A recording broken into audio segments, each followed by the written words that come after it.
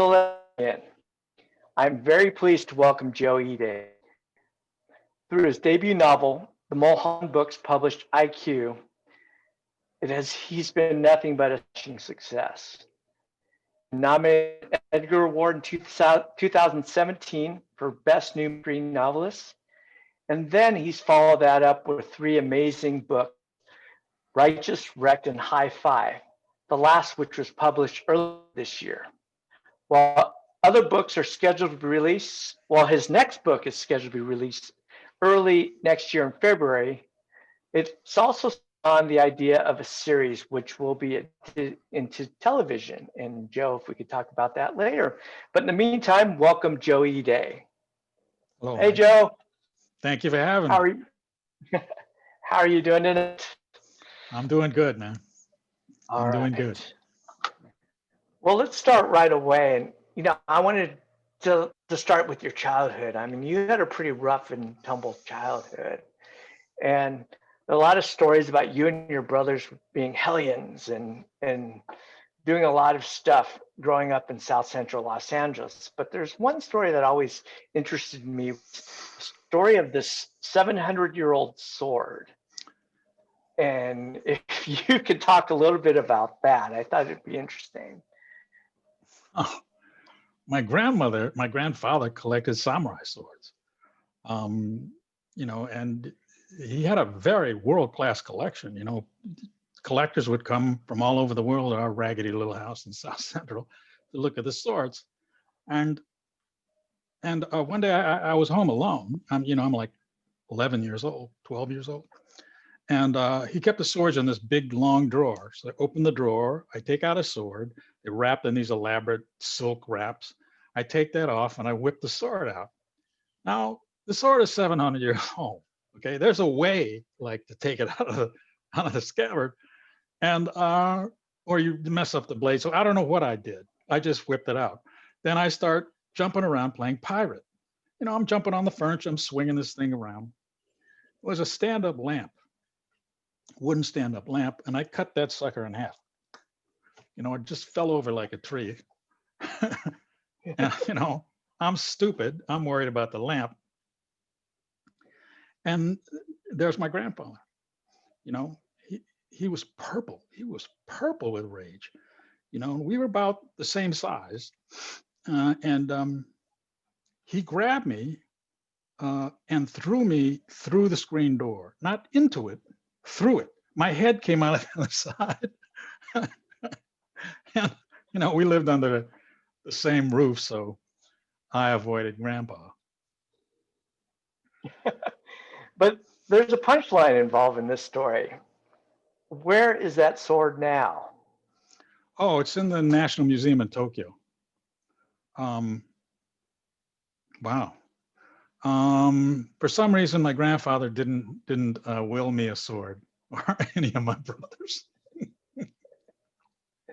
But despite your delinquency, and you have described in other interviews that you and your brothers were pretty wild and crazy. Yeah. But at the same time, you had an interest in Sherlock Holmes. And if what inspired you to read and write about, or want to write about Sherlock Holmes? Well, I was a small kid in a big neighborhood, and Sherlock, he could vanquish his enemies and overcome obstacles with just his intelligence. It's a very powerful idea for me, that I had a way to face my world and not be afraid. And so I read, 56 stories and 4 novels multiple times before I left middle school. And he's always been sort of my alter ego. I can face the world and I'll be all right. So it was, those books are very important to me. Well, we'll get to that in a second with your writing, but before that, talk a little bit. You were a screenwriter for a while, weren't you? And right. So how did that go? Well, it was good and bad. I mean, I worked a lot, and I was making a decent living, but none of the screenplays I wrote were ever made. And that's how you keep score in Hollywood. It's what you get made. And for one Hollywood reason after another, they would just fall out. The star asked for too much money, or the studio head quit, and on and on and on, like one after another. And I just got so frustrated. I quit. Nobody noticed, but I quit. And since I had no other marketable skills except writing, I decided maybe I better write a novel. Well, Sherlock Holmes comes back to this, doesn't he? In the sense of how you created IQ, your first novel. IQ, which is Isaiah Kuntave, which is the main character of your series of books, has a lot of Sherlock Holmes. I think somebody wrote that IQ is the Sherlock Holmes of the hood. There he is. When it came time to write the novel, my background in South Central, and most of my friends were Black, and my love of Sherlock Holmes sort of came together, all by themselves. And it was Sherlock in the Hood, as you say. That was my only idea. That was it. It's not like I chose from a list. No, I was going to write that and nothing else. But it worked for you, though. How long did it take you to write this novel? 3 years. 3 years. Yeah. And when it came time to shop around, you admitted you didn't have any idea how to do this. I don't know anybody in publishing, and I don't like to tell this. I don't like to tell the story to other writers. I'm sending it out to readers, and I have this cousin, Francis Fukuyama. He's like a world-class political scientist. He's on the board at RAND. Oh, there he is. Hey, cuz. He consults with governments. The kind of guy where you kind of go, we really share DNA. So I sent it to him, and he's a very kind man. And he read it, and he liked it. And he asked me, do you have an agent? And I said, no, I have to get one. And he said, I'll give it to my agent, who turned out to be a woman named Esther Newberg, who was head of literary at ICM in New York for 30 years. So that was the first person in the in the business to read my book. And Esther sold the book within a matter of weeks. And then it got optioned to television a few weeks after that. So it was, it was an incredible string of luck. Yeah, considering, didn't you give him a hard time when you guys were kids? You had to bring that up. Sorry. Oh man. Well, Francis was from back east, and his parents were very protective, and he was, in our eyes, he was like this soft kid. He was too smart by half, and yeah, so we used to torture him. Well, it didn't impede him from wanting to help you, but once the book came out, it was highly successful. I think Janet Maslin of the New York Times said Joe Ide was the best thing to happen in mystery writing in a very long time. She's very kind. And well, I think Michael Connelly, Carl Hyacin were all like lending words in there too, like kind words toward you and words of praise. New York Times did a feature, LA Times did a feature, NPR did an extensive story. But I think my favorite supporter of all your books is probably the tallest mystery writer on the planet, Kareem Abdul-Jabbar. And hey, how did that come about? I have a friend who does publicity for Kareem, and he was speaking in LA, and she invited me, to come and listen.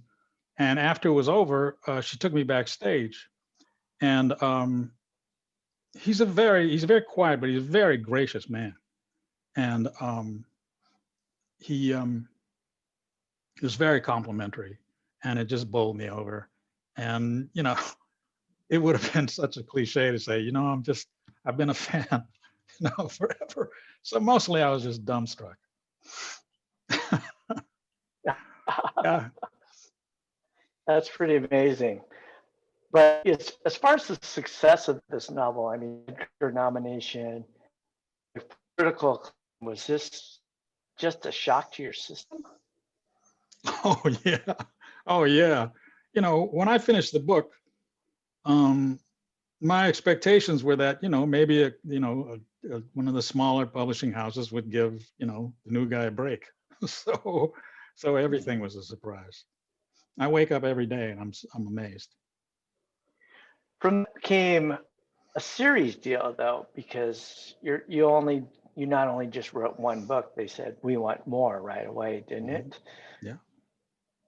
And they offered you, did they not offer you a deal for a series in terms of Um, writing IQ the stories? first deal was for 2 books, and then the deals following that were for 2 books. Hmm. And it just came along and there it is. And now you have an adaptation, but you're not going to write it, correct? No, Okay. yeah, it was option two for TV for a TV series, and I And was who offered optioned it? um, Snoop, a company called Alcon and a company called Atlas Entertainment, Hmm. and they optioned it, and they put a package together: showrunner, director, executive producer, Snoop. And they shopped it around that package. Oh, they wrote a pilot, which was very good. They shopped it around Hmm. to different networks, and HBO Max just bought it. Um, Oh, wow. Another surprise. We got a long way to go. You know, there are contracts still to negotiate. They have to get 4 scripts ahead before the studio will let you shoot the pilot, and they have to hire a writers room. So you know, it's a long way away. Wow, that's great. Well, your hard work is really paying off, and it's wonderful to hear. Um, Before we get into the next phase of what we're going to do, I do have a question from Shauna, who says, I love your series. Read the first 4 and 5 days. Wow. You should be home writing. Get it? Hey, I am home writing. Okay. So Shauna wants to know who you like to read and a favorite detective series, any thrillers, Hmm, and to thank you for being here as well. thank you. I just read Gabriel Tennant's My Absolute Darling, which is one of the scariest Ah, damn yeah, books, scariest damn books I ever read. that's And outstanding. Tom Rob Smith's Child 44 is everything you want to know about a historical thriller. It's a wonderful book. So that's what I've been reading. Wow. Talon's book is brutal. It's Oh, so gritty and so, oh, so yeah, well done though. yeah, it's an amazing book. Yeah. So everybody, we've been kind of jumping around at some questions, and it seems like we're rushing through it. Well, there's a reason behind this because Joe would like to do something for you, our audience, and I think this is very generous of him to do. In addition to his writing, he is teaching online classes and teaching people how to talk story pretty much. And he's agreed to give you a little sample of what he's doing. So I'm going to go ahead and turn it over to Joe right now, and we'll go ahead and take questions toward the end. But I think this is an opportunity that you really don't want to miss. So take it away, Joe. Well, this is called writing the killer crime novel, or how to up your odds of getting published. A caveat before I start: um, I'm going to say, you know, new writers should do this and do that, but what I really mean is, this is the way I do it. This is my approach. There are many other writers out there who do things in completely different ways, and they are very successful. So just bear that in mind. This is just me. The subtitle of the talk is how to up your odds of getting published. Book publishing is the most competitive business there is. In the crime genre alone, there are thousands and thousands of titles already in print, not to mention the hundreds of new books that come out year after year. So if you get a book published at all, that's a feat. That's an accomplishment. But if you're going to be a career novelist, write books for a living, it's a whole nother level. For starters, you want to be published by one of the big five houses. They pay more, and they have budgets to promote your book. That's not to say a smaller house can't do it. Many have, but we're talking about upping your odds. For a new writer, it's almost impossible to present yourself to the public in any meaningful way. You have to cut through all the book noise as well as all the other noise as well. To up your odds, you need a publishing company behind you, to invest its resources. They have to believe in your book. Publishing isn't some philanthropic effort on behalf of literature. It's a business like any other, and they're looking for a great product. There's a finite number of dollars in the marketplace. So if you make a sale, you have to take a sale away from someone else. So there I am, in my favorite independent bookstore. I'm trying to choose between Michael Connelly, Laura Lippman, and Joe Ide, and you, the new guy. You're going to lose that contest unless you have the goods. There's buzz, there's media coverage, there's great reviews. So if your ambition is to be a successful career novelist, to up your odds, your book has to be killer. Writing novels is a career like any other. It's a profession, whether it's nurse or firefighter or veterinarian or blacksmith. There are multiple skill sets that are learned over a long period of time. Aspiring writers don't like to hear that, long period of time thing, but name a profession that doesn't take a long time to master. If you hear somebody say, I'm going to write a bestseller in 6 months, in what other line of endeavor would that apply? I'm going to be a carpenter in 6 months and build a house. No, you're not. 6 months, you're going to cut your arm off with a bandsaw. I mean, many aspiring writers assume that because they can write other things, they can write a novel. That's just not true. Because you can play golf doesn't mean you can play tennis. It's different skill sets. You read these things, gurus say 12 steps to writing a bestseller. How many steps does it take to be a successful teacher? There are no steps. It's just a lot of hard work. Aspiring writers also assume, well, I wrote it, so it must be good. Well, that's not true. This is your first effort. Think about the first time you rode a bicycle.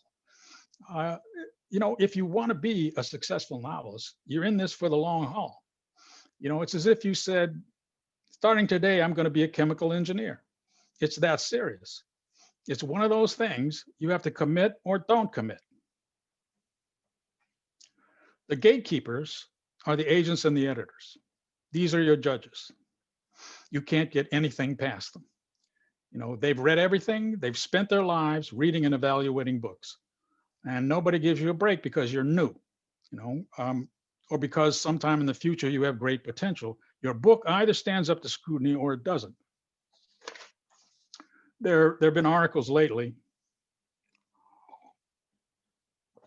suggesting books for publication are selected arbitrarily.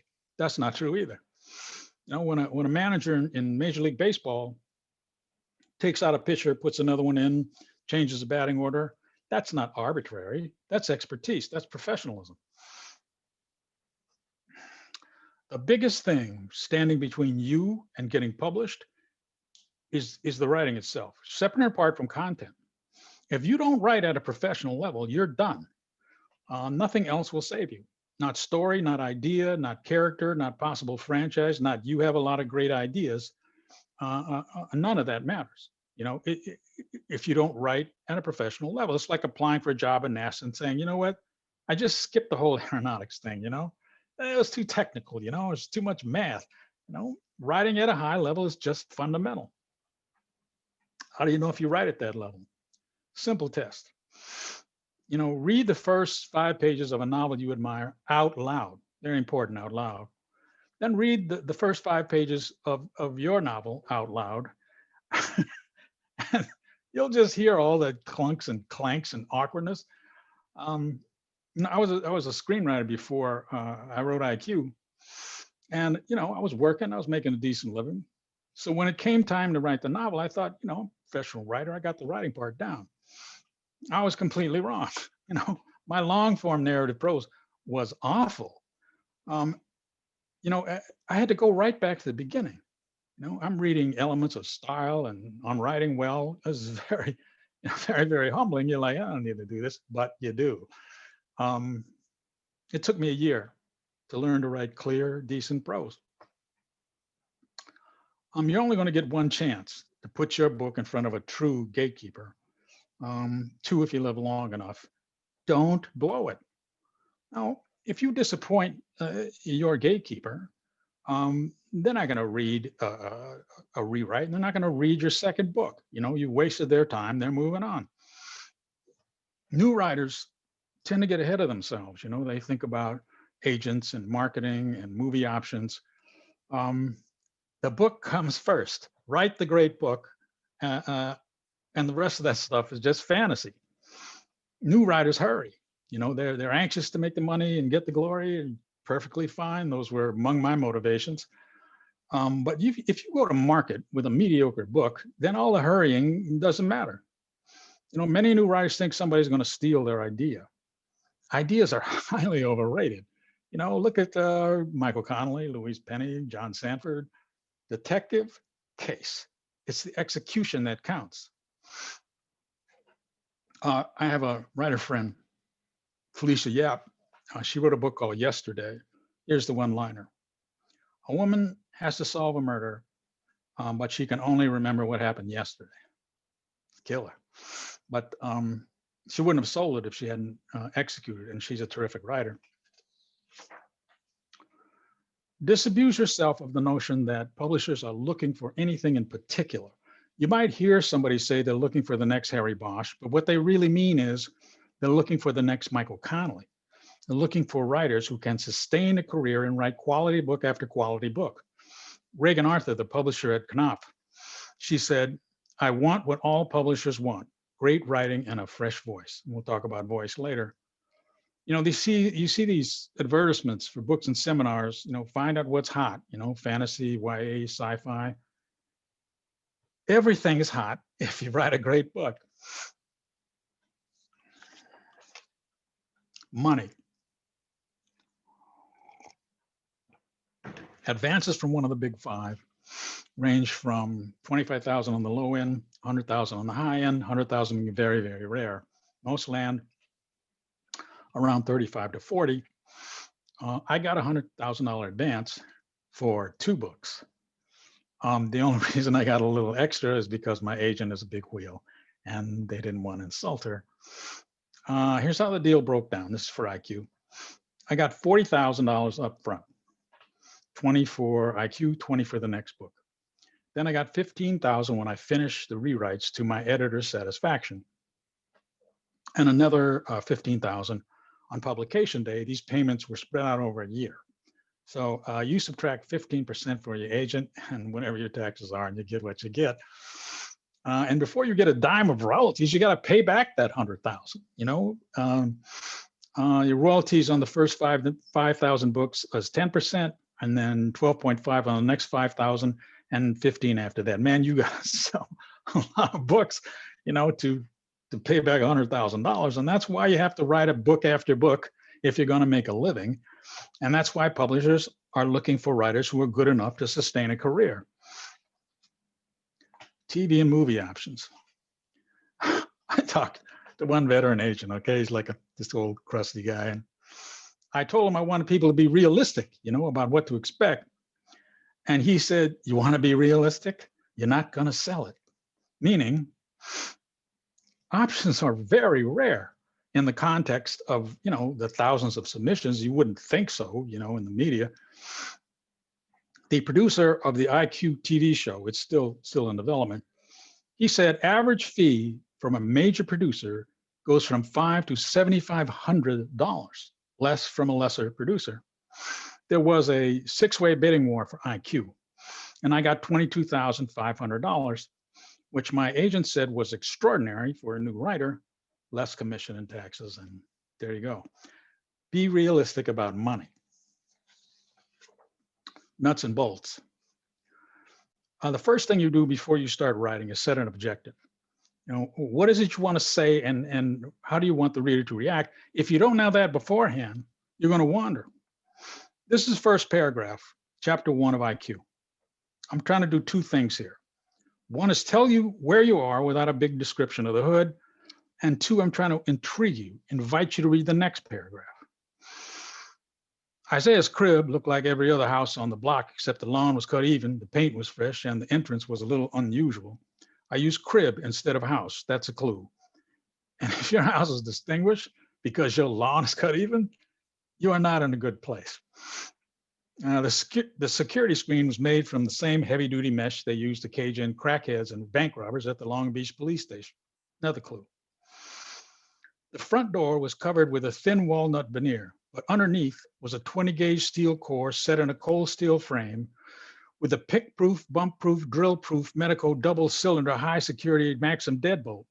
You need some serious power tools to get past all that, and even if you did, there was no telling what you'd be into. Word was the place was booby-trapped. I'm trying to get the reader to ask, who needs a door like that? Who needs a lock like that? Why would anyone think the place was booby-trapped? And most important, who lives behind that door? I set these objectives over the course of a whole book. It comes instinctively now, and every writer you admire does some version of this. For an aspiring writer, this can get tedious and frustrating, but you're in this for the long haul. Character. Developing characters has a lot to do with empathy, your ability to get inside the character's head and see the world the way they do, not to judge, but to understand their motivation. If you don't understand that, you don't know what they're going to do or say in any given situation.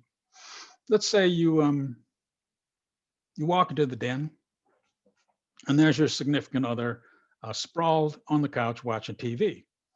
And the first thing you do is make a judgment. He is such an incredible slob. I mean, how hard is it to wear both slippers? There's no point wearing a robe if you're not going to close it in the front. Instead of, why is there a vacant look in his eyes? Why is he watching a program he doesn't like? Why is he in a bathrobe at 5 o'clock in the afternoon? From this moment on, you are a student of human nature. Basically, what this means is stop talking, watch, listen. If you go into a social situation, shut up. You don't need to tell your favorite anecdotes or, what happened the last time you were drunk. You are no longer a participant. You're a spy. You watch, you listen. Who's lying? Who has a hidden agenda? Who's a drinker? Who's insecure? Try and imagine their motivations. Why are they doing what they're doing? Look for facial tells and voice inflection and posture, details. A woman friend of mine said, you can't tell a woman's economic status by her clothes, since everybody wears jeans and Nikes, but you can always tell by her handbag. I love that.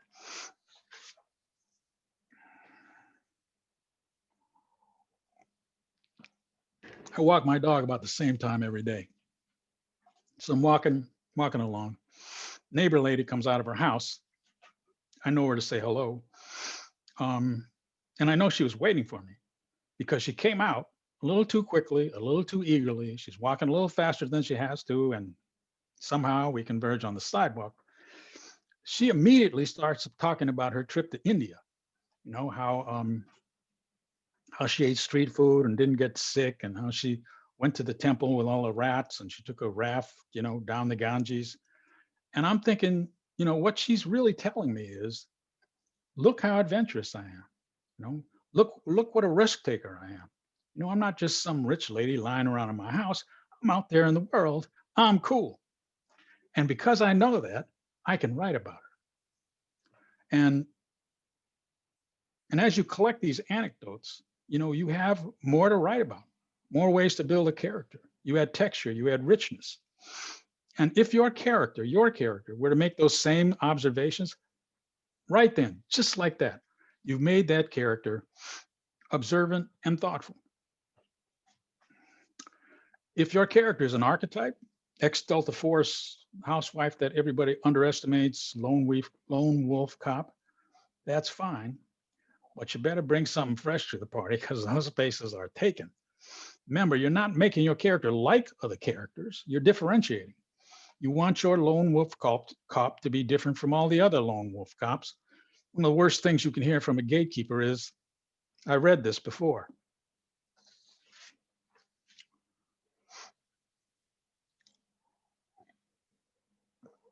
Whatever your character says or does should in some way reveal character. How they do things can be defining. This is the hitman Skip, and here he's going by a code name, Fluke. Fluke was disappointed. Drive-bys were boring. He liked to be creative, do new things, surprise his clients, get that holy shit reaction, and you did what? Fluke used a tactical crossbow on a whistleblowing bureaucrat. He shot a titanium hunting bolt through the guy's neck while he was washing his minivan. Another one of Fluke's targets was an elderly Japanese woman. Her son was into the Yakuza loan sharks, and he needed his inheritance a little early. Fluke backed the old woman into a koi pond with a samurai sword, and she drowned. It gives you, a little idea of what Skip is like, and what the rest of his personality might be like. There's this tendency to define character by two things. One is lifestyle. He lives in a penthouse, drives a Maserati.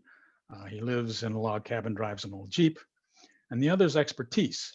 He can pilot a helicopter and he knows all these martial arts and he shoot all these different guns.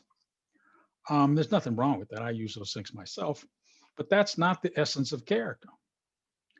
The essence of character is what that character is thinking and feeling while they're doing whatever it is they're doing. I'm not all that interested in a character throws people off rooftops. You could throw somebody off a rooftop. What interests me is what that character is thinking and feeling before, during, and after he throws somebody off rooftop. And that's what will distinguish him from every other character who throws people off rooftops. I tell aspiring writers, there's no new ways to kill people. Nobody's going to be impressed by cannibalism or poison suppositories or anything else. But that guy who thought a poison suppository was a good idea, he's of interest, but only if you can impart in him some element of humanity. In the third book of the series, Wrecked, the bad guy is a man named Walzak, ex-CIA, committed atrocities in Abu Ghraib, runs a big security company like Blackwater, so we know he's powerful and ruthless. There's absolutely nothing new there. Now, Walzak is hunting for a woman named Sarah. She has photos of him at Abu Ghraib doing horrible things, and this is his reflection. He envisioned the photos appearing in the New York Times and on CNN. He could see the media outrage metastasizing to every country in the world. His name synonymous with cruelty, depravity, and perversion. The most excruciating part, his family. The business was Earth and he was Atlas, but his family was his only true source of happiness, and the only people he knew who still saw him as a patriot, a hero, and a great human being. He had to destroy those pictures. The thought of his darling wife, Patty, seeing him rape a helpless woman made him sick. The thought of his precious son, Noah, knowing his father was a monster, made him want to die. He'd never been so afraid, not when the desert night was lit with tracer rounds and the mortar shells exploded so close you thought you were finished, and you could hear your fellow soldiers screaming and dying in the rubble. None of it frightened him more than the revelation of his beastly heart. I don't have that, I don't have a character. A writer named John Rogers wrote, and I'm really paraphrasing here, you can't really understand a bad guy until you realize he's a good guy in his own life. I wish I'd said that. Vulnerabilities do not have to be that elaborate. Think of yourself. What are your fears? What do you hate? What kinds of things infuriate you? In what ways do you feel inadequate? These are the things that make you and your characters human.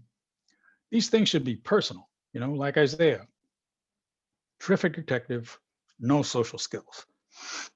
Harry Bosch, he's extremely self-sufficient. Um, it's almost impossible to rattle him or knock him off course, except for his daughter. That's exactly why she's in the books. She makes him vulnerable. Is she safe? Who's this new boyfriend? Is that the right decision? Am I a good parent? Connolly, he's pretty smart. When they say, a book is character driven, it means the plot is driven by the character's decisions. She decides to escape and the escape follows. He decides to kill his partner and the killing follows. This is a very good thing to do if you're stuck. Instead of thinking in terms of what happens next, think about what your character would decide to do in this situation.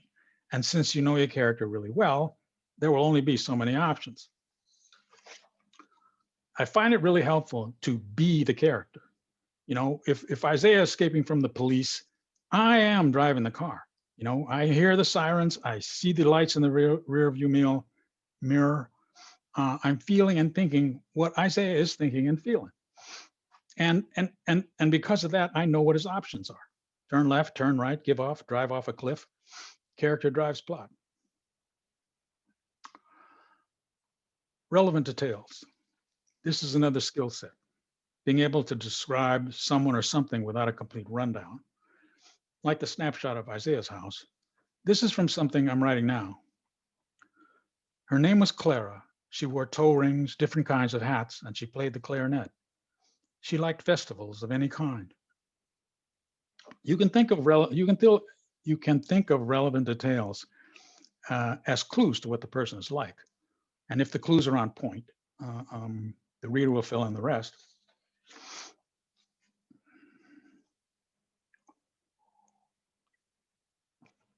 This is Boyd, the pedophile from IQ. Boyd parked his truck across the street from the school and waited for the bell to ring. It was 90 plus degrees outside. The air in the cab was as still and stifling as a closed tomb. Boyd's fishing cap was dark with sweat, streams of it trickling down his face, getting in his eyes and making his sunburn sting. To get some relief, he flapped the collar of his t-shirt and got a cloud of armpit steam so foul it made him laugh. When he broke a front tooth, he almost called the whole thing off. It happened in the kitchen while he was trying to make chloroform. You couldn't buy the stuff unless you were a doctor or a laboratory, but he'd found a recipe online, acetone and swimming pool chemicals. Putting it together was easy enough, but he inhaled too much vapor, and passed out, smashing his tooth on the sink as he slid to the floor. There is no physical description of Boyd, and he doesn't say anything. He's defined by his fishing cap, his lack of deodorant, by the fact that he's in a hot car across the street from the school, and the way he broke his tooth. He's a creep, he's scary, and he's definitely not smart. This is a skill set you can start learning today. Try it. Describe somebody in a paragraph. What relevant details would you select to describe, your mom or your partner or your bedroom or your office? It's harder than you think. Vocabulary. All of you have expansive speaking vocabularies, but new writers tend to have very limited ones. I use the thesaurus literally at least 10 times a page. There's always a better word, always a brighter word, more vivid, more colorful. There's always a better one. Oh, that's a pet peeve. Idioms. If you use phrases like bite the bullet, time flies when you're having fun, better late than never, no pain, no gain, a dime a dozen, back to the drawing board, and especially back in the day, then you are the laziest bunch of writers in the history of crime fiction. Make up your own. That kind of stuff, I'm telling you, that kind of stuff just flattens out your writing. You are guaranteed to be generic. Here's an exercise for you aspiring writers. Go through your writing and cross out every one of these things. And if you're anything like me, it'll look like it's been redacted by the CIA. Dialogue. Each of your characters should have a distinct way of speaking. Vocabulary, syntax, word choices, cadence. Just like your friends and family, and just like your favorite characters, whether it's Philip Marlowe or Chili Palmer or Miss Marple, The way they speak is one of the most memorable things about them. Dodson is my favorite character to write. He's an ex-hustler. He's slick, opportunistic, and very self-involved. In Wrecked, he has a new baby, and he's suddenly burdened with the huge responsibilities of being father. Here he talks it over with Isaiah. Dodson strolled in like the landlord, an icy breeze with an attitude, condensed of stature with walking large. He gained a few pounds, but he was still thin and roped up, immaculate in a white t-shirt, jeans, and a modest gold chain. So what's up with you? He said. Nothing special, Isaiah replied. How's Micah? Dodson made a face like he was remembering a car accident. Man, that baby is work. You know he can't do nothing for himself. Can't even hold his oversized head up. You got to watch him all the damn time. You didn't know that going in? Knowing and doing is two different things. You know Sharice makes me wash my hands every time I pick him up. I don't keep my toothbrush that clean. And the kid is always spitting up and he farts like he's full of propane. I couldn't believe it. First time I changed his diaper, he don't eat nothing but mother's milk and his shit's the same color as hot dog mustard. And for some reason, we always hurrying and rushing around. Why, I couldn't tell you. Damn baby ain't no bigger than a pot roast and he ain't going nowhere. And everything's a damn crisis. The boy gets a rash on his ass and Sharice and the mama carry on like he had a tumor on his neck. I said, what y'all worried about? Everybody gets a rash on their ass at one time or another. I got that rash on my ass right now. How'd that go over? Isaiah said, like I farted at a funeral. You're not going to mistake Dodson for anybody else. Elmore Leonard said, everybody talks, meaning everyone can say exactly what they say in their own vernacular. And the effect of this is to elevate the character. Dodson is no longer a hustler. He's this hustler. He's this particular hustler. I also define character with attitudes and opinions. A character is somewhere between an abstract and an abstraction. You want an overall picture, but you also want specificity. Opinions are a little bit of both. In High Five, the heavies are a gang of white supremacists. This is Isaiah's reflection. White supremacy, Isaiah thought, what a joke. What fields of endeavor did these assholes imagine they were superior? Art, science, ending world hunger? These people hadn't shown their superiority in anything besides burning crosses, wearing pointy hats, and inventing new kinds of swastikas. And why were they always complaining about losing jobs to minorities? What jobs and minorities were they talking about? Did they mean they applied for work harvesting crops, but were turned down in favor of an undocumented immigrant? Or that they wanted to build airplanes, but Boeing overlooked them and hired engineers from India and Korea? Or they had an opportunity to be a bank president, but the board of directors chose a fellow Jew? Their problems weren't because of the niggers, faggots, and wetbacks. Their lives were of their own making. They had no one to blame but themselves. Again, opinion need not be that elaborate. It could be about traffic or kids or air travel. Just make sure it's personal and it's not a cliche. Writing action. I start with stakes. What does a character want out of this sequence? There are the obvious ones, rob the bank, save the child. But stay in touch with the stakes or you'll meander. Then there are the emotional stakes, personal stakes, like Walzak and his wife and son. These are the kinds of things that give the action heft and meaning, because who really cares about a car chase unless you're invested in the people in the car?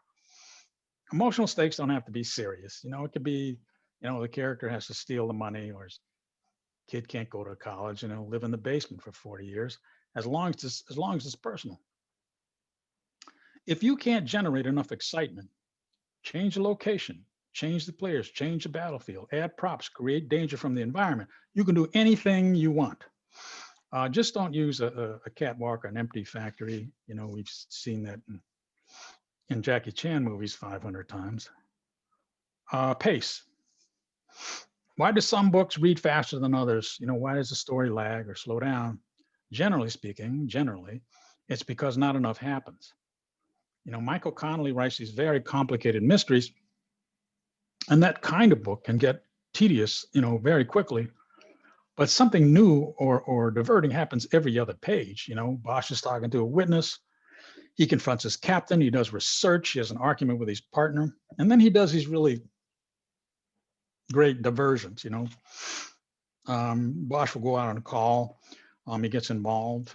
And, we learn all these really intricate things about police procedure. And he gets to show off his detective skills. And we come away from it thinking, that's really cool.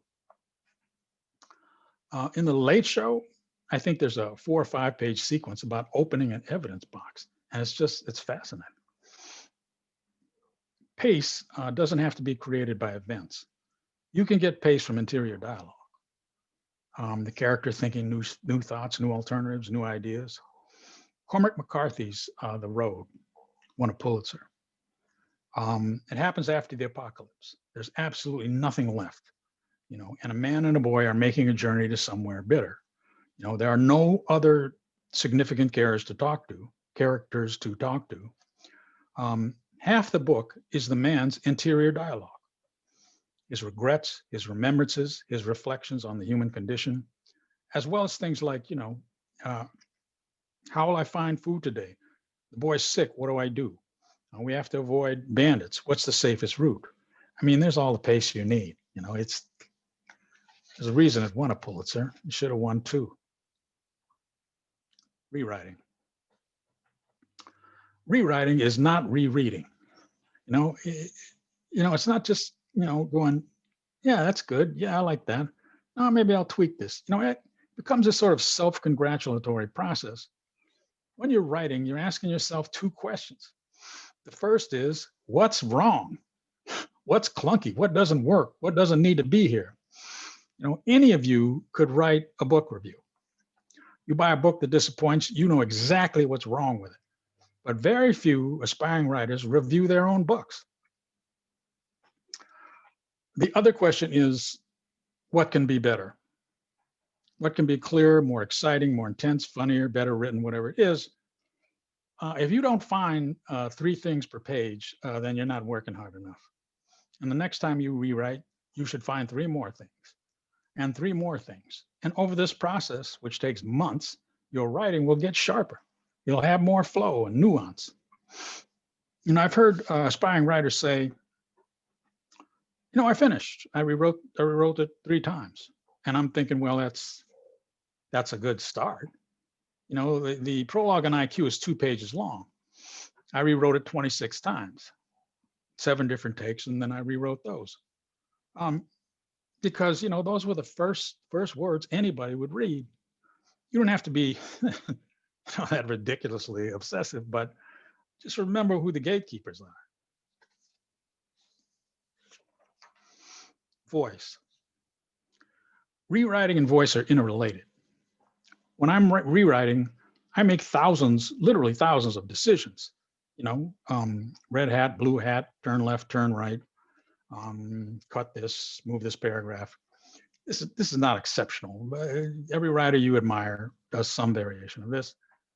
And I think cumulatively, those decisions are your voice because no one else would make the same decisions as you.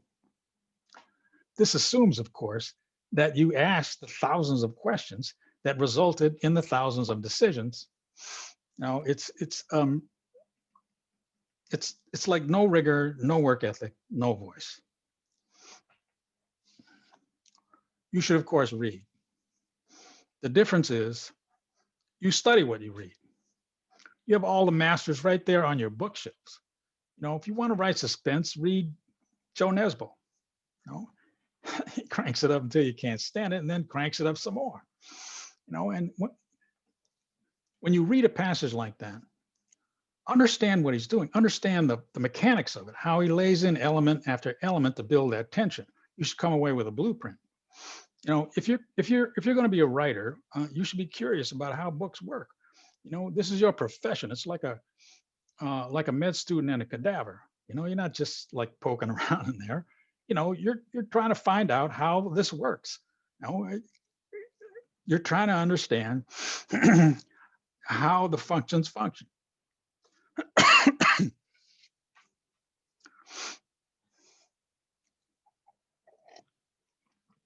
And just to make the job of a novelist even more unattractive. There's nothing glamorous or romantic about being a novelist. I'm not lounging in a deck chair with a glass of white wine looking out at the ocean. Here's my day. I wake up around 7:30, drink 3 cups of coffee, and I sit down and work. And there I am, still in my pajamas, with taco juice on my keyboard, and I'm talking to my dog. I work until about 1 in the afternoon. Then I go do whatever I have to do, come back around 4, put in another couple of hours. I do that every day, 7 days a week, like most writers I know. I used to, when I used to tour, if you took those events and put them back to back, it would end up being around 2 weeks. You really have to ask yourself, is this the life I want? No structure, no colleagues, no water cooler, it's just you. And obviously, you need to love writing to do this job. You can't dabble and be a career novelist. If it's not your passion and your motives are strictly money and glory, it's going to be hard to keep going for 300 pages. It's the process of writing that has to sustain you. If you sort of kind of like to write, it's like saying, I'm going to win the New York Marathon, and I sort of kind of like to run. My ankles hurt. I get all sweaty. It's one of those times in your life, commit or don't commit. If you have questions, I'll try and answer them. So, Joe, what do you like best about the process of writing? That I'm in somebody else's life who's way more exciting than mine. IQ does some pretty amazing things, man. And again, I'm sitting there talking to my dog. It's fun to get into character's head and see the world the way they see it and do the things that they do. Oh, but you're actually, and plus language. I just really love to play with language. But you're actually creating that world. I mean, you're creating people, and as you've written your books, the characters develop, they're more sophisticated, but you're also creating a world that actually, an imaginary world that exists within an actual place. Yes. I'm starting with reality, and then I make up the rest. I just find that really fascinating that you can do that. I think that's a challenge for a lot of writers, to be able to do that in an actual place and to make it their place. And how do you make your place, though? How do you make Long Beach your place? The main thing is I just spend too much time by myself. I have a lot of time, to think about stuff and to make stuff up. It is my job. And they say creativity is focusing everything that's ever happened to you, that's ever happened to you, on one single problem. It's like sunlight through a magnifying glass, and the beam narrows until it burns something up. My life is the sun, and I have the time to focus on one problem until I get a flame. Do you believe in writer's block? No. And if so, how do you? Okay. Look, man, all writer's block means is that you got out of your chair. You don't want writer's block? Stay in your damn chair. What, in your terms of writing IQ story, what were the biggest challenges as you went along writing these books? As the situations got more complicated, as the characters got deeper, you learned more about Deronda, you learned more about Dodson. Now I've lost my chain of thought. The character stuff is easier because that's my interest. I'm way more interested in characters than I am about plot. So plot is the hardest thing for me. The events. Uh, um, it becomes sort of like math. It's very calculated, and I don't really like doing it. Mm. I got a comment from Ron McCloud in Austin, Texas. Thanks for joining us, Ron. Really great talk. Love it when you talk about real places as I look them up on Google Maps. Thanks for that. You're welcome. You're welcome, man. Yeah, it goes back to that relevant detail thing. You have to use real facts, in certain places to maintain your credibility. Mm-hmm. And so, yeah, it's just a question of picking your spots. And you have to know your turf as well as the people who you write about. Like Yes. you chose, I just found it interesting. We talked earlier about this, that you chose an African American character as your protagonist, as your strong, because that's where you grew up, right? In Yeah. terms of you grew up in South Central, Mm-hmm. and I know. that's I a know. situation. I grew up with the characters in my books. I know them. Mhm. But you also said that you never felt, I hope you don't mind me saying this, but you never felt you belonged. No. You were more of a watcher. Mm-hmm. What do you mean by that? You know, as a writer, Well, but I was culturally all over the place. I wasn't black. I wasn't white. Mhm. I felt way far from being Japanese. And so for most of that time period, I felt like a misfit. I felt like I didn't belong anywhere. And I became a watcher and a listener. Um, Mhm. and it gave me this intense curiosity about why people did why they did what they did. Why are these two guys beating the shit out of each other? Why did my dad Mhm. say that to my mom when it wasn't true? you know, I've been like that my whole life. Mhm. And as far as if we could ask, what's next? Not just for IQ, because we still have a few more episodes of IQ. One book that's coming out that you finish, and one more that you're going to write. Mm-hmm.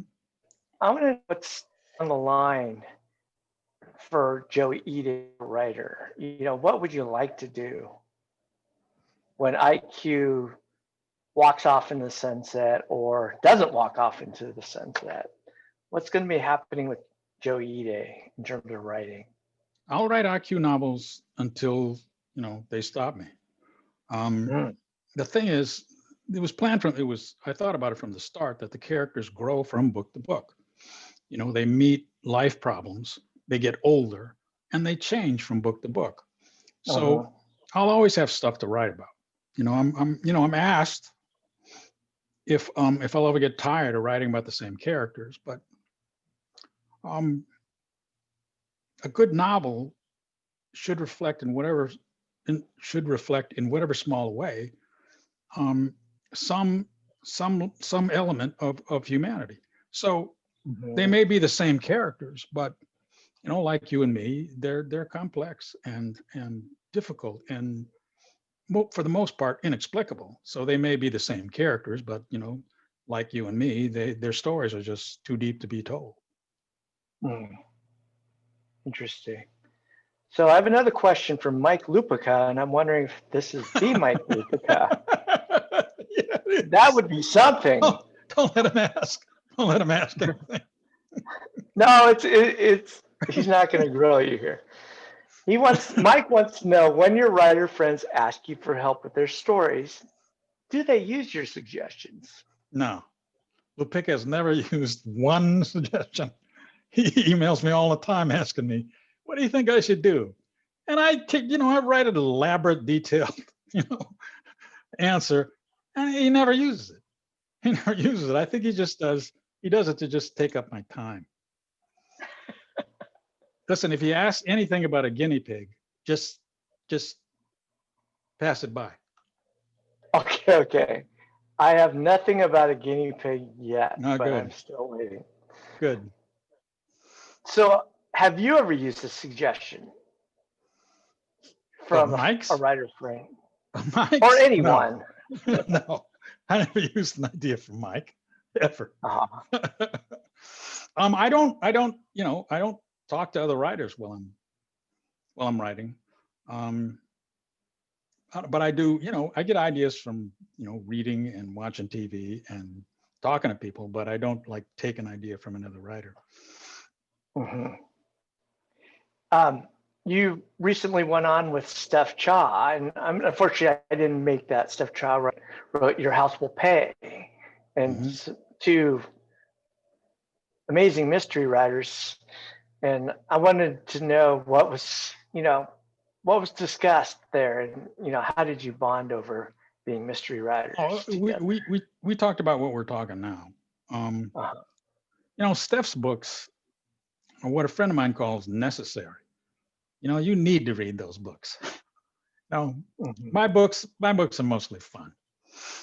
Uh, yeah, we talked about the things that we're talking about now. Mhm. So, is there anything else you wanted to add, Joe? Um, yeah, the Raymond Chandler estate asked me to write a contemporary Philip Marlowe, so that's what I'm working on now. It's a really good change from IQ, and Mhm. I'm enjoying it. I really am. It's different characters, it's different headspaces. Um, it's a different world, and Mhm. yeah, I'm into it. I'm into it. How did that make you feel when this estate, not an individual, asks you to do this project? And it's such a daunting project because of the reputation and tradition behind Chandler. I mean, did you feel a little bit of pressure there? Yeah, I mean, I was stunned and amazed, but I realized, there's just millions of fans all over the world that I can disappoint. So, so it's it was a little bit of both. You're aiming the bar pretty low there. Yeah, well, yes. Well, Joe, thank you very much for joining us and giving this free lesson. Is there any way that people can get hold of you to take more lessons from Joe Ide? Yeah.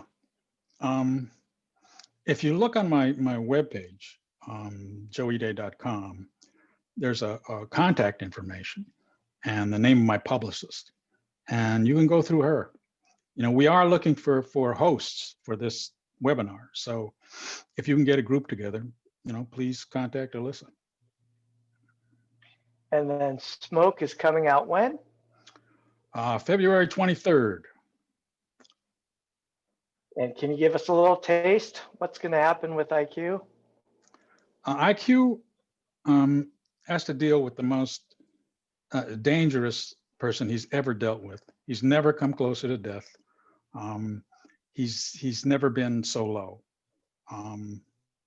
And Dotson gets an internship at an ad agency, and he has to create ads for white people. So, oh yeah, Wonder how that's going to turn out. yeah, I did too. It's fun. It's fun. All right, Joe. Well, thank you for joining us. Thank you very much.